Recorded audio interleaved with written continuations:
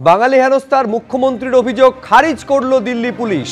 মালদার পরিযায়ী শ্রমিককে হেনস্থার অভিযোগ করেন মুখ্যমন্ত্রী মমতা বন্দ্যোপাধ্যায়। গতকাল সেই ছবি আপলোডও করেন। সম্পূর্ণ অস্বীকার করছে দিল্লি পুলিশ। দিল্লি পুলিশের বক্তব্য, বাঙালি হেনস্থার নামে গোটাটায় মিথ্যাচার করা হয়েছে, ভিডিও সাজানো হয়েছে বলে দাবি করেছে দিল্লি পুলিশ। মালদার রাজনৈতিক কর্মী তথা এক আত্মীয়ের কথাতেই এই ভিত্তিহীন ভিডিও তৈরি করা হয়েছে।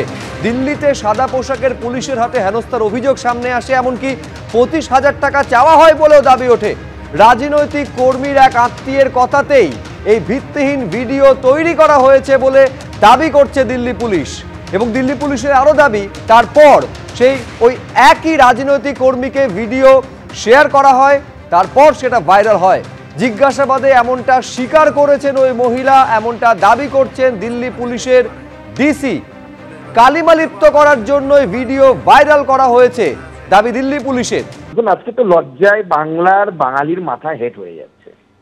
মানে আমাদের মুখ্যমন্ত্রী মিথ্যেবাদী আমরা জানতাম, আজকে গোটা দেশের লোক জানলো, গোটা পৃথিবীর লোক জানতে পারছেন যে মমতা বন্দ্যোপাধ্যায়ের মতো প্যাথেটিক লায়ার, এই ধরনের মিথ্যেবাদী মুখ্যমন্ত্রী, ফেক মুখ্যমন্ত্রী, ফেকু মুখ্যমন্ত্রী ভারতবর্ষে আর কেউ নেই। একজন মুখ্যমন্ত্রী হয়ে তিনি একটা বাচ্চাকে ব্যবহার করছেন রাজনৈতিক স্বার্থে। এই তার রাজনৈতিক স্যাংটিটি, রাজনৈতিক পবিত্রতা। আমরা অবাক হয়ে যাচ্ছি, ভারতবর্ষের মানুষ অবাক হচ্ছে যে দেখছে তারা যে পশ্চিমবঙ্গে বাঙালি, যারা নাকি ভারতবর্ষের এশিয়ার প্রথম নোবেল এনে দিয়েছিল, সেই জাতির মুখ্যমন্ত্রী এই ধরনের একজন অপদার্থ মিথ্যেবাদী মুখ্যমন্ত্রী হতে পারে। এবং পরিষ্কার বোঝা যাচ্ছে এই রকম প্ল্যান আগামী দিনেও চলবে বাংলার মানুষকে বোকা বানানোর জন্য। বাংলার মানুষকে আমি বলতে চাই, সাধু সাবধান। এই সমস্ত বাজে লোকেদের থেকে, যারা কথায় কথায় মিথ্যে কথা বলে, রাজনৈতিক স্বার্থে যা কিছু তাই করতে পারেন, তাদের থেকে দূরে থাকাই ভালো, দূরে থাকাই শ্রেয়।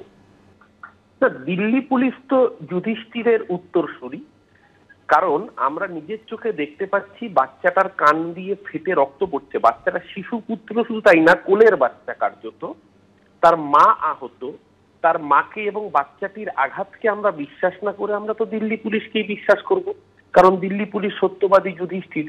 যে দিল্লি পুলিশ কিছুদিন আগে দেশের গর্ব সোনাজয়ী অলিম্পিয়ান ভিনেস ফোগট যখন পার্লামেন্টের বাইরে তার যৌন নিগ্রহকারী ব্রিজভূষণের বিরুদ্ধে সামান্য একটা পোস্টার নিয়ে প্রতিবাদ করেছিলেন, কিরকম ভাবে পিটিয়েছিল আমরা তো ভুলিনি।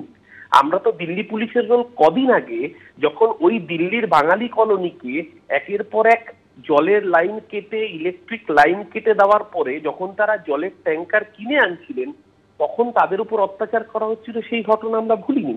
আমরা তো ভুলিনি এই দিল্লি পুলিশই কানহাইয়া কুমার তার একটি ডক্টর ফেক ভিডিও কিভাবে মার্কেটের ছেড়ে দিয়ে তার ভিত্তিতে তাকে গ্রেফতার করেছিল।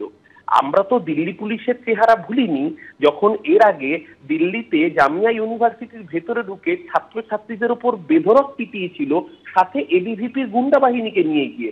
এবং আমরা দেখেছিলাম বিজেপির নেতারা সেখানে বন্দুক হাতে নিয়ে গুলি চালাচ্ছেন এবং বলছিলেন দেশ কি গদ্দারকো গুলি মারো সালোকো। সেই সময় আমরা দিল্লি পুলিশ যে কতটা সত্যবাদী যুধিষ্ঠির এবং ন্যায়ের পরাকাষ্ঠা, সেটা আমরা আজ অব্দি গোটা ভারতবর্ষের মানুষ ভুলিনি। তাই দিল্লি পুলিশ যাহা বলিব মিথ্যা বলিব, মিথ্যা বই সত্য বলিব না। মমতা বন্দ্যোপাধ্যায় কালকে যে ভিডিও পোস্ট করেছেন, সেই ভিডিওটি ওই বাচ্চা মেয়েটির মার করা ভিডিও, তার বাবার করা ভিডিও, যেখানে দেখা যাচ্ছে ওই শিশুপুত্র কোলের বাচ্চাটি কান ফেটে রক্ত পড়ছে, মাথায় আঘাত, তার মায়ের শরীরে আঘাত। তারপরে দিল্লি পুলিশকেই বিশ্বাস করতে হবে, কারণ দিল্লি পুলিশ সত্যবাদী যুধিষ্ঠির, তাদের উত্তরসূরি। এই রাজনীতি এই জায়গায় নামিয়েছে দিল্লি পুলিশ। বিজেপি অমিত শাহর পোশাক চাকর বাকরের থেকেও খারাপ জায়গায় পৌঁছে গিয়েছে। বাঙালির উপর অত্যাচার করছে, সেই অত্যাচার ঢাকার জন্য এই ধরনের মিথ্যা কথা বলতে হচ্ছে দিল্লি পুলিশকে। এর থেকে লজ্জার আর কিছু হয় না।